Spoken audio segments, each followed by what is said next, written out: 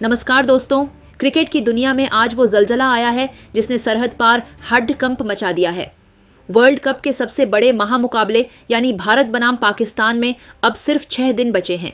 15 फरवरी को पूरी दुनिया की नजरें मैदान पर टिकी होंगी, लेकिन पाकिस्तान अपनी हरकतों से बाज नहीं आ रहा। पीसीबी को लगा कि अगर वो आखिरी वक्त पर नखरे दिखाएंगे तो आईसीसी वर्ल्ड कप को बचाने के लिए उनकी झोली भर देगा। पाकिस्तान की मांगें भी ऐसी थीं जिन्हें सुनकर किसी को भी हंसी आ जाए। उन्हें आईसीसी से भारत के बराबर रेवेन्यू चाहिए था, उन्हें टीम इंडिया के साथ खेलने के लिए सीरीज का लिखित वादा चाहिए था और वो चाहते थे कि दुनिया को दिखाने के लिए भारतीय खिलाड़ी उनसे जबरन हाथ मिलाएं। लेकिन उन्हें अंदाजा नहीं था कि उनका पाला किससे पड्डा है। जय शाह ने आज जो इमरजेंसी मीटिंग बुलाई उसमें पाकिस्तानी नुमाइंदों की जो क्लास लगी है वैसी बेइज्जती शायद ही कभी हुई हो। उन्होंने न केवल इन शर्तों को कूड़ेदान में फेंक दिया बल्कि उल्टा पाकिस्तान पर ही इतने कड़े फाइनेंशियल सैंक्शंस लगाने की तैयारी कर ली है कि पीसीबी का वजूद ही खतरे में आ गया है।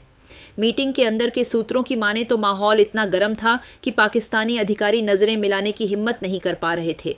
जैसे ही पाकिस्तान ने अपनी मांगों की लिस्ट जय शाह के सामने रखी, जय शाह ने उसे देखते ही पूछा, ये क्रिकेट खेलने का इरादा है या किसी मंडी में सौदा करने आए हो?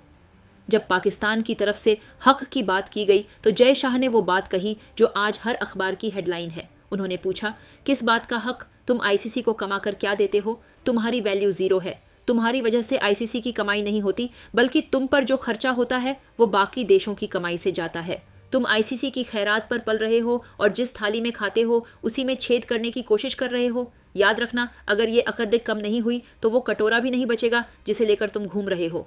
अब बात करते हैं उनकी पहली और सबसे बड़ी मांग की, जो थी पैसे की भूख। पाकिस्तान चाहता था कि उन्हें भारत के करीब करीब बराबर रेवेन्यू मिले। जय शाह ने इसे सीधे तौर पर खारिज करते हुए आईसीसी के फाइनेंस डिपार्टमेंट को निर्देश जारी कर दिए हैं। उन्होंने साफ कहा है कि अगर पाकिस्तान 15 फरवरी को बिना किसी शर्त के मैदान पर नहीं आता तो इस साल की उनकी पूरी फंडिंग तुरंत रोक दी जाए। इसका मतलब सीधा है, पीसीबी को मिलने वाले वो करोड़ों रुपए जिनसे उनके खिलाड़ियों की सैलरी निकलती है और उनके खंडहर हो चुके स्टेडियम की मरम्मत होती है, वो सब बंद हो जाएगा। दूसरी मांग थी द्विपक्षीय सीरीज की। इस पर तो जय शाह का रुख इतना कड़ीडी डियाचा था कि पाकिस्तानियों के पसीने छूट गए।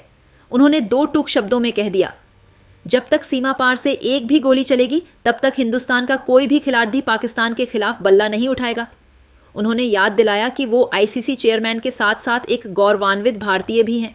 आप एक तरफ आतंकवाद को पनाह दोगे और दूसरी तरफ हमारे साथ क्रिकेट खेलकर अपनी तिजोरी भरने की उम्मीद करोगे, ये सौदा नामुमकिन है। जय शाह ने ये तक कह दिया कि अगले 20 साल तक सीरीज का सपना देखना छोड़ दो और अगर ज्यादा बदतमीजी की तो आईसीसी के बड़े टूर्नामेंट से भी तुम्हारा पत्ता साफ करवा दिया जाएगा। ये पाकिस्तान के उस घमंड पर चोट थी जो वो अक्सर भारत को ब्लैकमेल करने के लिए इस्तेमाल करता। तीसरी और सबसे हास्यास्पद शर्त थी मैंडेटरी हैंडशेक।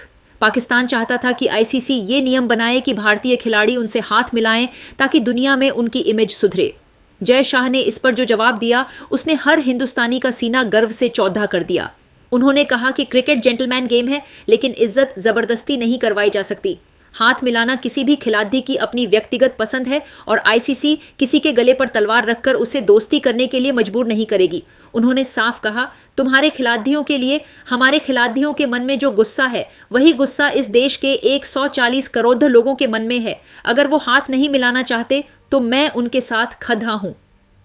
इस बयान ने पाकिस्तान के उस पीआर स्टंट की हवा निकाल दी जिसके जरिए वो दुनिया को दिखाना चाहते थे कि सब कुछ ठीक है। मीटिंग के आखिर में जय शाह ने पाकिस्तान को 48 घंटे का डेडलाइन यानी अल्टीमेटम दिया है। उन्होंने पीसीबी के अधिकारियों से साफ कह दिया है कि तुम्हारे पास 2 दिन का वक्त है, या तो लिखित में बिना शर्त माफी मांगो और 15 फरवरी के मैच के लिए तैयार रहो, या फिर अपना सामान समेटो और घर जाओ। अगर 48 घंटे के भीतर पाकिस्तान का जवाब नहीं आया तो जय शाह खुद उन्हें वर्ल्ड कप से सस्पेंड करने के आदेश पर दस्तखत करेंगे। ये धमकी नहीं थी, ये एक सीधा फैसला था। अब पाकिस्तान ऐसी जगह फंस गया है जहां से उसे सिर्फ कंगाली और बेइज्जती ही नजर आ रही है। जय शाह ने साबित कर दिया है कि वो सिर्फ एक एडमिनिस्ट्रेटर नहीं है, बल्कि एक ऐसे लीडर हैं जो देश के सम्मान से कभी समझौता नहीं करते।